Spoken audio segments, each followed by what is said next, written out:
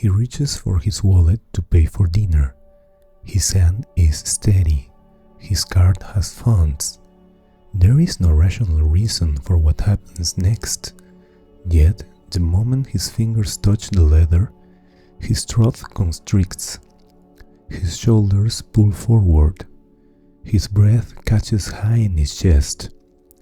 And before the thought arrives, before his mind can name what is happening, his body has already decided. This is danger. He cannot explain it, cannot justify it.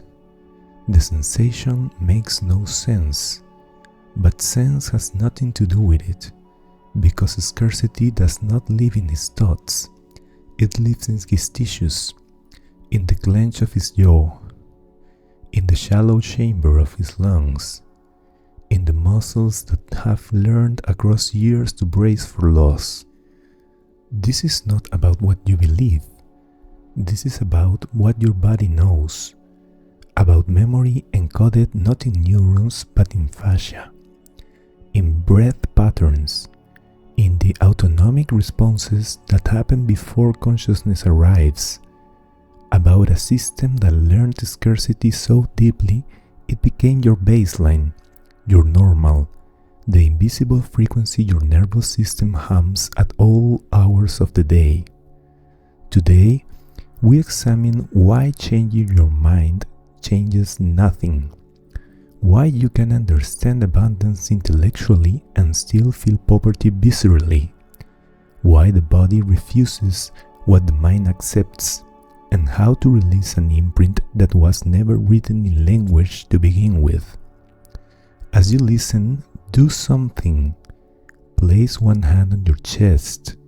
Feel it rise and fall. Notice if your breath is shallow or deep. Notice if there is tightness anywhere. Your throat, your stomach. The body is already speaking. The question is whether you are listening. Trauma researcher Bessel van der Kolk spent decades documenting something that shattered conventional understanding of how memory works. He discovered that traumatic experiences are not stored as coherent narratives. They are not filed away as stories you can retrieve and examine. Instead, trauma organizes itself on a somatosensory level, as visual images, as physical sensations, as changes in physiological arousal.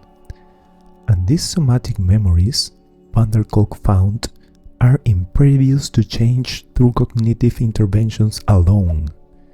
You can talk about the trauma for years. You can understand its origins. You can trace every causal link, and the body holds it still. The system that encoded the experience, the brainstem, the amygdala, the autonomic nervous system, does not speak the language of words.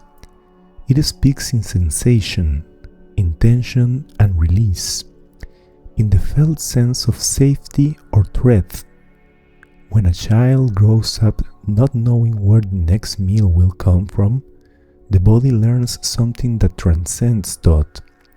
It learns that resources are unpredictable, that stability is temporary, that the ground beneath you can vanish without warning. And it organizes itself around this truth. The muscles tighten, the breath shortens, the nervous system calibrates to a state of perpetual vigilance. This is not a decision, but an adaptation, the body doing what bodies do, optimizing for survival in the environment it occupies. If your body feels heavier right now, that is no coincidence. But here is what makes it particularly cruel. The adaptation persists long after the environment changes. The child becomes an adult with stable income, with savings, with security, yet the body remains calibrated to scarcity. The muscle tightens, the breath shortens, the nervous system still scans for threat. Because the body does not update through logic, it updates through experience, through repeated, embodied encounters with safety that gradually teach the nervous system a different truth. And until that happens, you are trapped, not by beliefs, by physiology. The danger isn't the thought, it's that the sensation feels like reality. Research from UC Davis examined teenagers who had lived at or below the poverty line during childhood. The scientists measured their cortisol response, the hormone your body releases when under stress. What they found was not elevated cortisol, which you might expect. They found blunted cortisol, abnormally low, as if the stress response system had been activated so chronically, so relentlessly, that it adapted by shutting down. The researchers used the term maladaptive response. The HPA axis, your body's central stress response system, becomes dysregulated under conditions of chronic scarcity. It can no longer mount an appropriate response to acute stress. The system that should protect you has been overwhelmed into numbness. And this dysregulation does not resolve when circumstances improve. The families in the study, whose financial situations had stabilized, still showed the physiological signature of poverty. Their bodies had not caught up. The nervous system remained tuned to threat even when threat was absent. This is why so many people say, "I don't feel stress anymore," and yet their life is frozen. The body, unable to sustain hyperarousal indefinitely, shifts to hypoarousal, into numbness, into what looks like calm but is actually exhaustion. This blunted stress response carries consequences: difficulty regulating emotions, impaired executive function, increased vulnerability to depression, anxiety, and dissociation. The body's attempt to protect you from overwhelm creates new vulnerabilities. Your body did not fail you. It adapted perfectly, again, to a world that no longer exists. This is where many people lose touch with their body entirely. But the imprint goes deeper than stress hormones. It lives in something called interoception, your capacity to sense the internal state of your body. This is not about seeing or hearing or touching external things. This is about perceiving what is happening inside. The flutter of your heartbeat, the quality of your breath, the subtle tension in your gut. Interoception is mediated by a brain region called the insula, which integrates bodily signals with emotional awareness. And for people with trauma, including the low grinding trauma of chronic scarcity, interoception becomes distorted. Some become hypervigilant, catastrophizing every bodily sensation as evidence of disaster. Others go the opposite direction. They become dissociated, numb, disconnected from internal sensation. And both patterns create the same fundamental problem. You cannot regulate what you cannot sense. If this feels uncomfortable, stay with it. Right now, notice your stomach, just your stomach. Is there tightness, emptiness, warmth, nothing at all? Do not try to change it, just notice. Nothing needs to happen. The man whose throat constricts when he reaches for his wallet has no conscious memory of the moment this pattern formed, but his body remembers. Perhaps it was 7 years old, watching his mother count coins in the grocery store, her hands shaking. Perhaps it was 12. overhearing his parents argue in voices tight with fear. Perhaps it was 15, standing in line for free lunch while classmates whispered. The specifics do not matter. What matters is this. In that moment, his nervous system learned something. It learned that spending money means danger, that resources leaving your possession triggers threat, and it encoded that learning not as a thought, but as a somatic response. Throat constriction, shoulder tension, shallow breath. And now, 20 years later, the pattern still runs, automatically, unconsciously.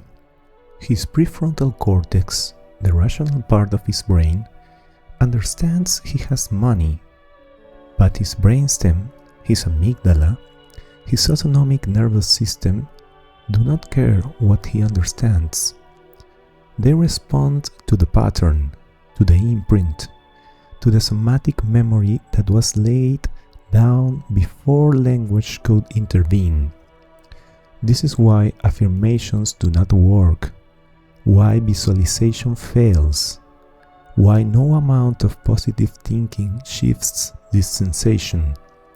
You are trying to reprogram the wrong system.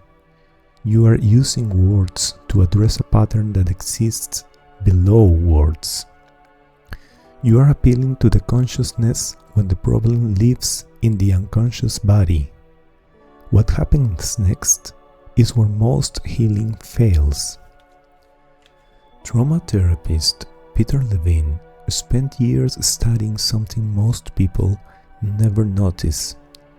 When animals in the wild face mortal threat, when a gazelle escapes a lion, when a bird flies from a predator, they do something humans rarely do.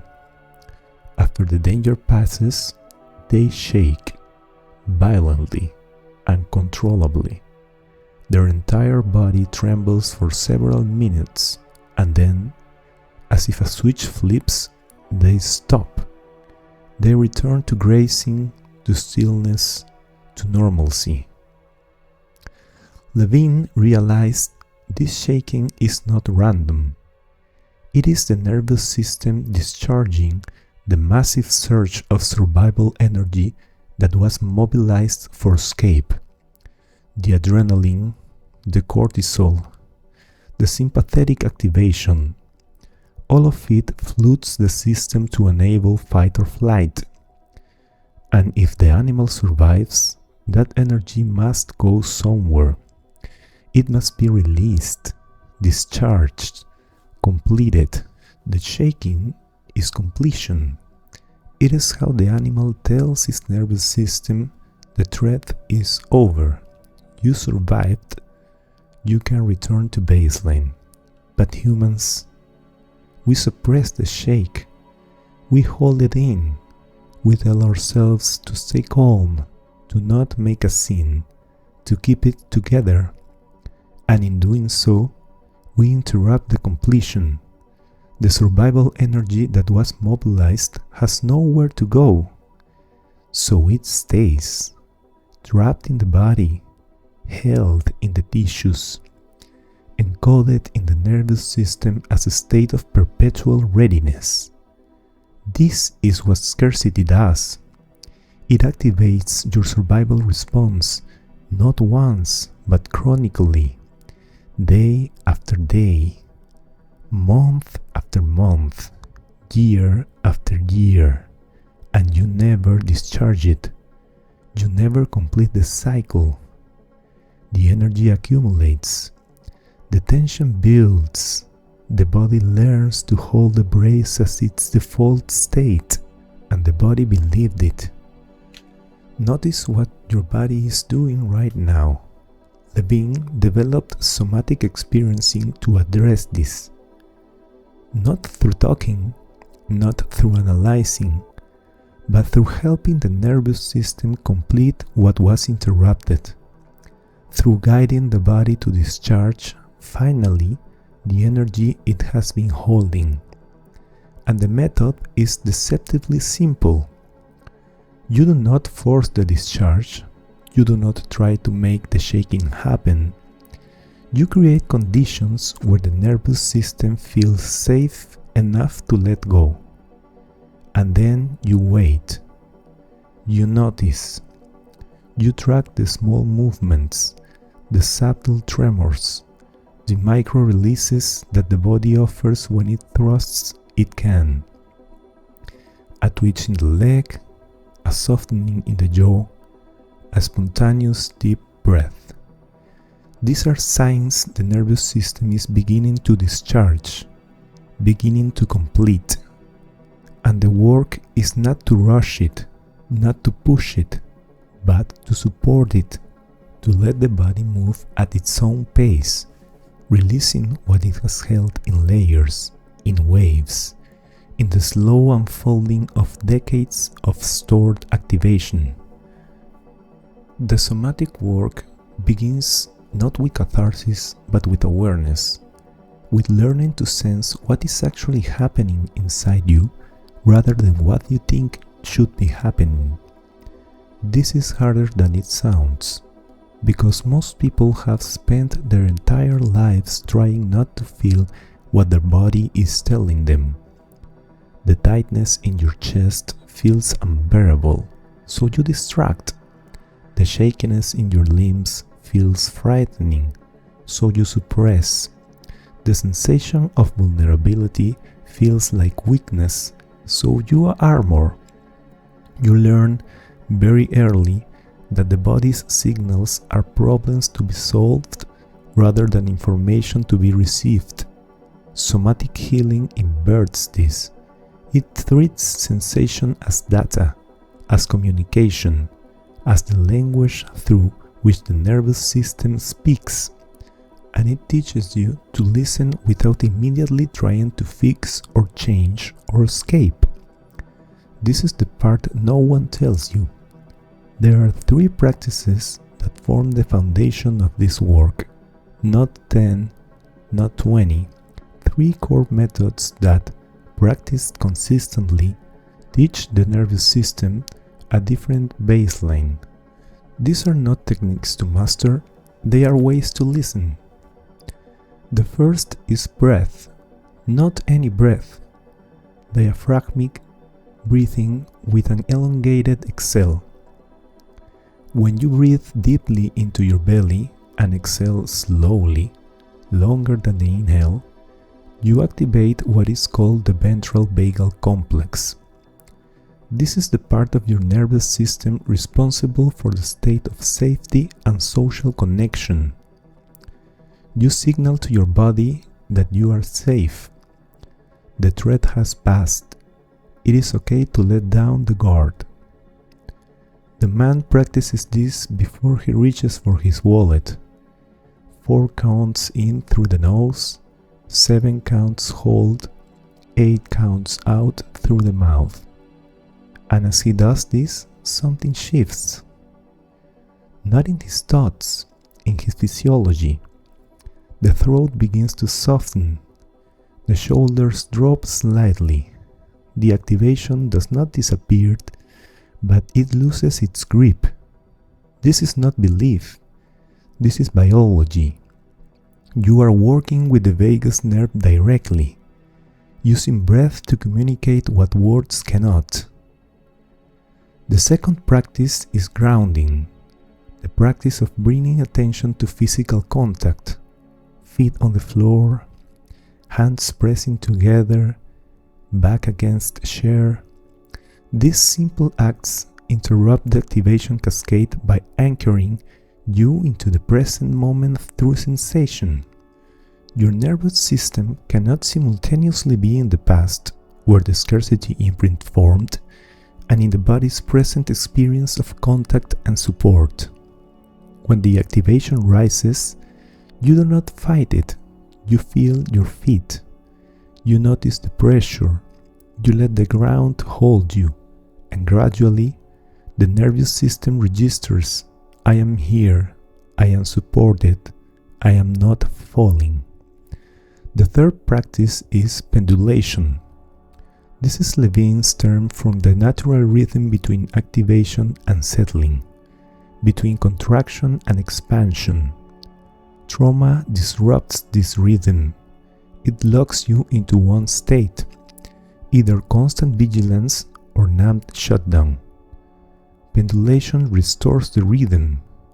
You touch into the activation, feel the throat constriction, the chest tightness, but only for a moment, only as much as you can tolerate without becoming overwhelmed, and then you guide your attention to resource, to something that creates a felt sense of safety. Your feet on the ground, the support of the chair beneath you, a memory of being held, anything that generates ease in your body, back and forth, activation and resource, contraction and expansion. And gradually, through this gentle oscillation, the nervous system learns something it forgot, that activation does not have to be permanent, that you can touch into intensity without drowning in it, that safety is accessible even when threat is remembered. These three practices, breath, grounding, pendulation, form the core. There are others, movement, self-touch, vocalization, but if you learn these three, you have the foundation, and from that foundation, the nervous system can begin its slow recalibration. This is not fast work, this is not dramatic. This is the slow recalibration of a system that learned the wrong baseline. The man works with these practices daily, not as tasks to complete, not as problems to solve, but as ways of relating to his body, of listening to what it needs, of supporting its nervous system in its slow return to regulation. And gradually, over months, this pattern begins to shift. Not because he changed his beliefs about money, not because he repeated affirmations, but because his body had thousands of small experiences of safety where scarcity used to live. His nervous system learned through repetition and presence that resources can exist without triggering alarm, that spending does not equal loss, that the throat does not need to constrict in defense against a threat that is no longer present. 6 months in, he reaches for his wallet. The old response begins, the tightening, the bracing, but this time he notices it. He feels it without being consumed by it. He breathes, he grounds, he lets the activation exist without letting it control his action. And he completes the transaction. The money leaves his account, and the catastrophe his body predicted does not arrive. The nervous system notices, registers, updates its threat assessment by one small increment. This is somatic healing, not insight, not catharsis, but the slow, patient rewiring of autonomic responses through lived experience. Yet recognize this: your scarcity imprint did not form in isolation, it formed in response to actual circumstances. Your body adapted to a real environment, one shaped by forces larger than you. Economic systems that create scarcity by design, policies that determine who has and who does not, structures that make survival a daily negotiation for millions while others accumulate obscene excess. Your body responded rational to an irrational situation, and while somatic work can help you regulate your nervous system, it cannot address the systems that dysregulated you in the first place. This is the tension somatic work must hold, supporting your healing while acknowledging the conditions that made healing necessary. You are here because something inside you recognizes that abundance is not a mindset problem, that no amount of positive thinking has shifted the sensation in your body when money is involved, that the tightness, the bracing, the visceral sense of threat persists regardless of what you believe intellectually. And you are correct, because the scarcity imprint lives in a system that predates belief, in the autonomic nervous system that learned its patterns before you had words, in the tissues that hold the memory of survival, in the breath that shortened and never quite deepened again. This is not about changing your mind. This is about teaching your body that the threat has passed, that resources can exist without vanishing, that the ground beneath you can hold. And the only way to teach this is through the language your body speaks: sensation, rhythm, discharge. The slow return to safety through practices that meet the nervous system where it actually lives. You have spent your life trying to think your way out of a pattern held in your tissues. Now you can address it where it lives, through breath, through grounding, through the gentle oscillation between activation and resource, through the patient, compassionate work of helping your nervous system complete what scarcity interrupted. The imprint is real, it is measurable, it is encoded in your physiology, but it is not permanent. The body that learned scarcity can learn safety. The nervous system that encoded threat can encode resource. The throat that constricts can, with time and patience, begin to open. It begins not by changing your beliefs, but by changing your relationship to sensation, by learning to feel what you have been fleeing, by building capacity to be with activation without being consumed by it, by teaching your body through thousands of small experiences that safety is not a concept but a felt sense you can access. If you are here, you are already doing the work, and subscribing is simply a signal to yourself. If this resonated, if you felt the truth of it not in your mind but in your body, in the tightness or the release that happened as you listened, take a moment to like this video. Subscribe for more explorations into the somatic architecture of psychological patterns. And know this: your body is not broken, it adapted, it protected you, it calibrated itself to the environment it occupied.